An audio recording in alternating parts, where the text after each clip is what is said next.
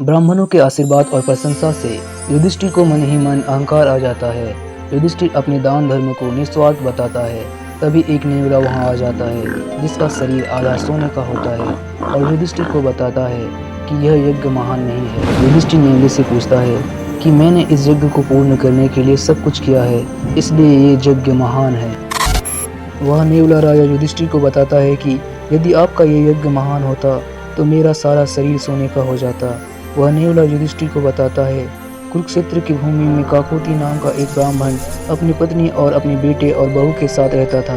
वह अपने द्वार आने वाले किसी भी याचक को खाली हाथ नहीं लौटाता था। कुछ वर्षों बाद उस ब्राह्मण का दरिद्र समय आ जाता है और जैसे तैसे काकोति अपने परिवार के लिए थोड़ा अनाज खेत से ले आता है, जिसे वो खाने के लिए पका लेता है। और जो ही खाने बैठता है तो उनके द्वार पर एक भिक्षुक आ जाता है और उनसे भोजन मांगता है। काकोति उस ब्राह्मण को अपने घर में बुलाता है और अपना भोजन उस ब्राह्मण को दे देता है। जब उसका पेट नहीं भरता तो काकोति की पत्नी अपने हिस्से का भोजन भी ब्राह्मण को देने के लिए दे देता है। भूखे ब्राह्मण को काकोति अपने हिस्से का सारा भोजन दे देता है। वह ब्राह्मण जब यह देखता है तो उठ खड़ा हो जाता है और अपने असली रूप में आ जाता है, जो स्वयं काल थे और उनकी परीक्षा लेने आए थे, जिससे खुश होकर स्वर्ग में उन्हें स्थान मिल जाता है। वो नेवला भी वही था और ये सब होते देख रहा था।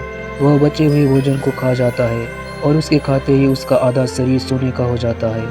युधिष्ठिर को नेवला बताता है कि मैं अपने आधे शरीर को पूरा सोने का बनाने के लिए यहाँ आया था, लेकिन मैं पूर्ण सोने का नहीं हुआ। इसलिए मैं कहता हूँ कि आपका यज्ञ महान नहीं है। आपको भी अहंकार है, इसलिए मेरा शरीर सोने का नहीं बना। युधिष्ठिर का अहंकार टूट जाता है और वह श्री कृष्ण भगवान से क्षमा मांगता है।